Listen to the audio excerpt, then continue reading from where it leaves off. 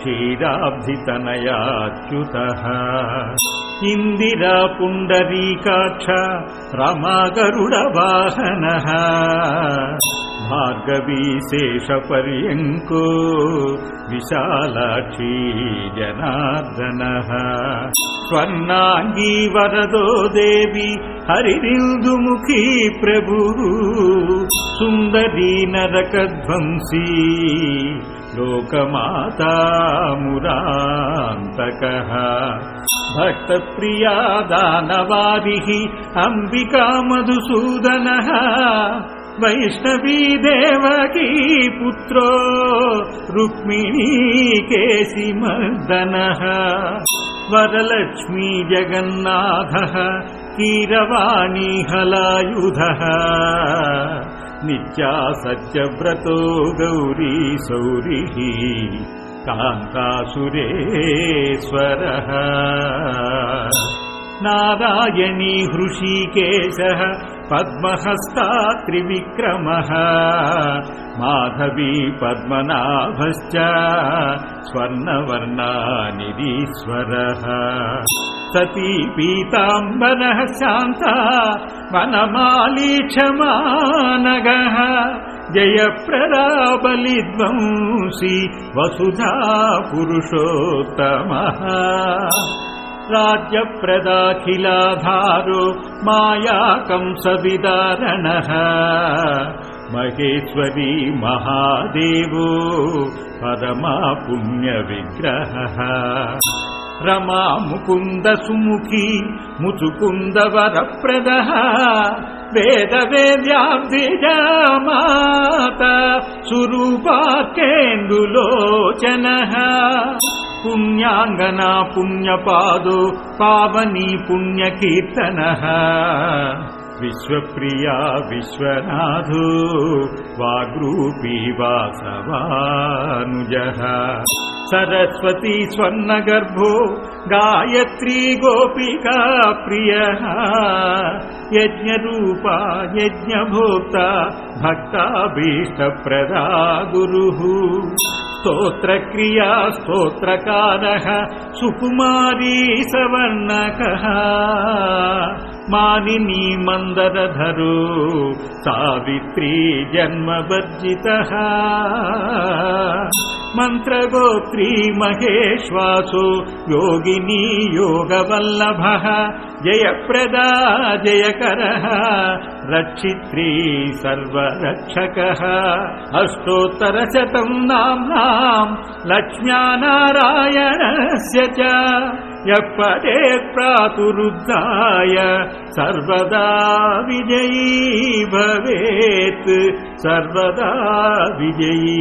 भवेत् इति श्रीलक्ष्मीनारायणाष्टोत्तर शतनामस्तोत्रम् सम्पूर्णम्।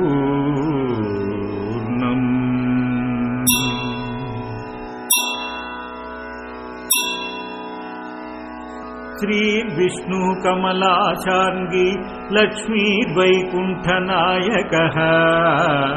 पद्मालया चतुर्बाहुः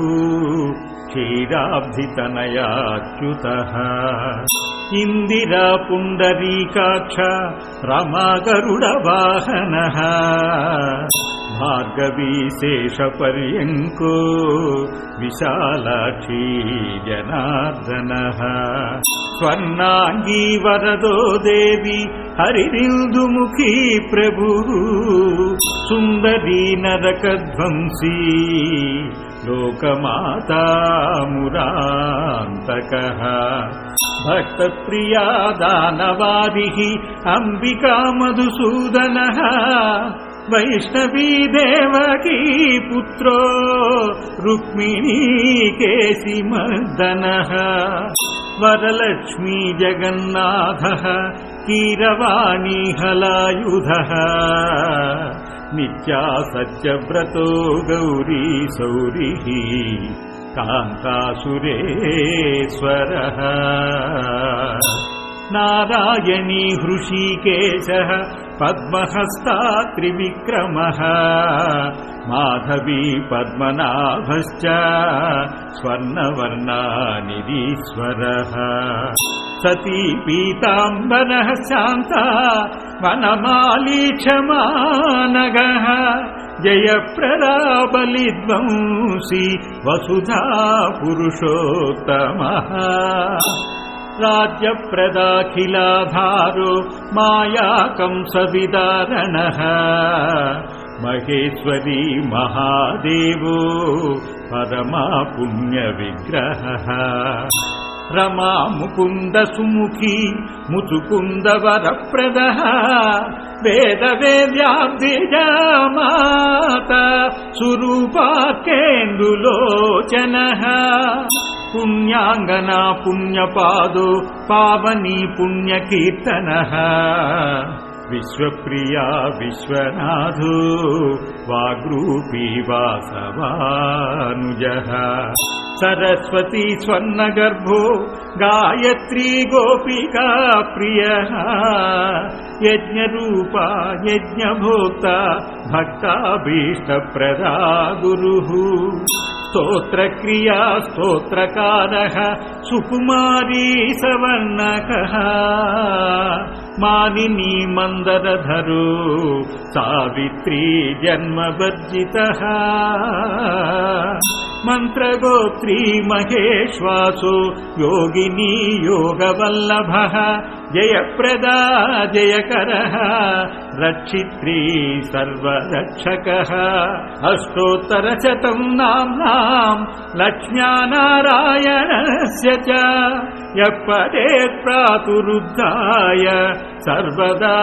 विजयी भवेत् सर्वदा विजयी भवेत् इति श्रीलक्ष्मीनारायणाष्टोत्तर शतनामस्तोत्रम् सम्पूर्णम्।